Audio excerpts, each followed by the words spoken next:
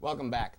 The $8,000 first-time homebuyer tax credit that was part of the Obama stimulus package has been a great boon to the national economy here over 2009. We've been telling you here on the show over the last several months to make sure and get your mortgage closed before November 30th in order to be eligible for the program.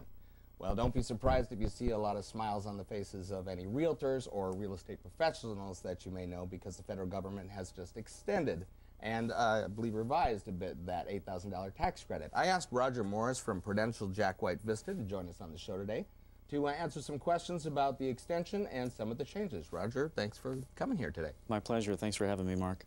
So I wanted to find out, first of all, just in your opinion, I know you're somebody that's very in tune with the local real estate market. How much, in your opinion, has the incentive affected the local market so far this year? It's been significant. We've seen a lot of home buyers, first-time home buyers, take advantage of that tax credit. Buyers that might not otherwise have made a purchase decision have gone ahead and done so. Nationally, we've seen this year so far that 45% of home buyers are first-time home buyers who are eligible to take the tax credit. Great. So it's working, it sounds like. It is working. It is, absolutely. And so that must be part of the reason why they decided to extend it. Yeah, it was great news. November 6th, President Obama signed into law the bill that extends the first-time homebuyer tax credit.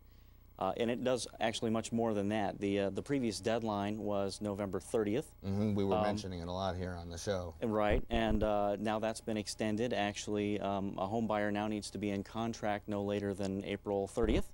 As long as they're in a binding contract by April 30th, they have until June 30th to close. Better still, that tax credit is now not just for first-time home buyers. They've expanded the program to include repeat buyers, and there's some restrictions on that.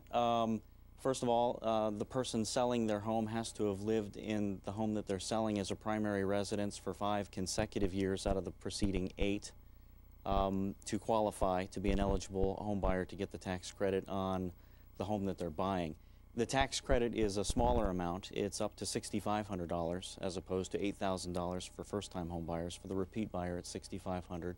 And one of the other real positive changes with the new legislation is they've extended, or I should say raised, the income limits. Previously, married couples were restricted to a combined income of $150,000 and single buyers $75,000. That's now been raised to $125,000 Wow. for single buyers and $225,000 for married couples. A lot more people eligible then. That's right. And in a variety of different ways. It sounds like good news all the way around. Roger, I know it's a pretty complicated program, but I really appreciate you coming by and giving us some of the basics here today. But I'm sure people are going to have some more questions about that. What's the best way for them to get those answered? There's a couple of great sources for information, one of the best being the national website on the topic, which is www.federalhousingtaxcredit.com. Or they're welcome to call us at Prudential. Any of our realtors would be happy to give them additional information. Our number is 562-6464.